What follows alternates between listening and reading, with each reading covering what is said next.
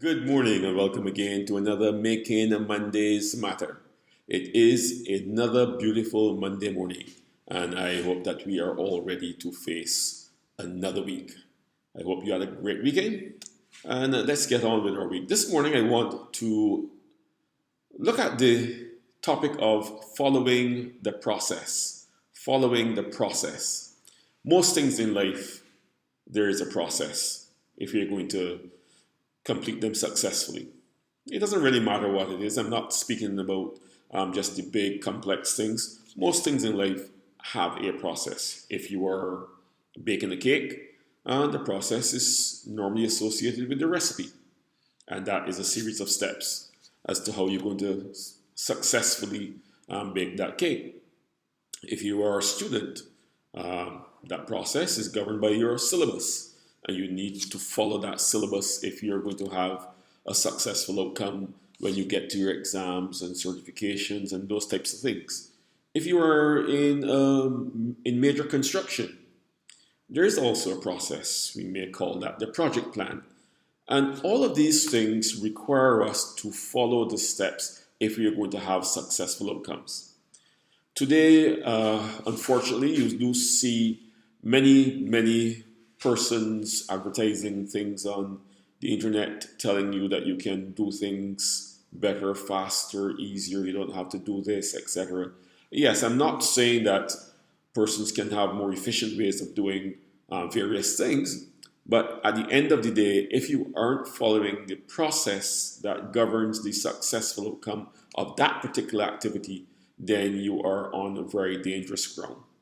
For example, I mentioned baking. You're baking a cake.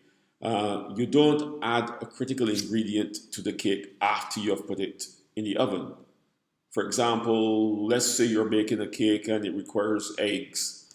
You mix all the other ingredients, put it in the oven, and then you add the eggs after you take it out of the oven. That's not going to come out too well, correct? You need to follow the process. When are the eggs supposed to be added? When are you supposed to put the mixture into the oven?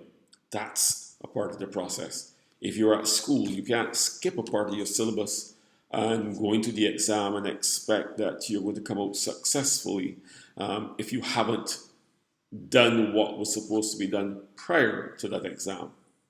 If you're building a house, I talked about project plan. If the plumber is supposed to come and put the pipes and the conduits into the floor before you pour the concrete, and he comes after the concrete is poured and the floor is all set, then we have a problem.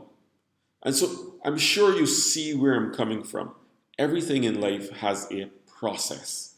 Now, every process is not necessarily going to be written, and every process may not be something that someone has done before. Maybe it's a new area that you're going into, but there still is a process. And that process is called your plan. So you need to sit and work out for yourself what steps you need to take in order to have a successful outcome. You need to follow that process. And even if you are going into, say, a job or a particular area that is new to you and you are, quote unquote, learning on the job, you still need to acquire the knowledge before you carry out the task. Even if the acquisition of that knowledge is just a minute or two before you carry out the task, there is a process. You still need to know what you are doing before you actually do it.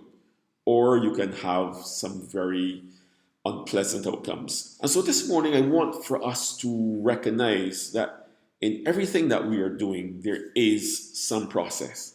And I urge us to understand and to come and to become familiar with what that process is, even if you are developing the process yourself.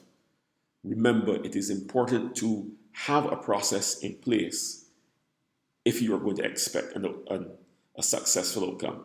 I had a coach in college who used to say to us, I was in track and field, and he would say, David, start with a plan, even if you have to change it midstream. And that is some good advice that I've taken with me into my adult life. And as I've gotten older, start with a plan, start with a process in mind, because only then can you I don't want to say guarantee, but can you expect really to have a successful outcome?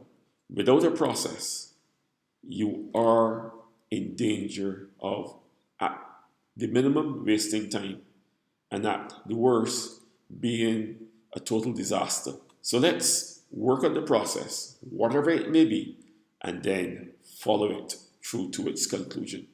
So again, and this is David Ince for another Making Mondays Matter from Living Successfully Inc. And I hope that we follow the process, and when we see each other again, you will be telling me of the success that you have achieved. Have a great week.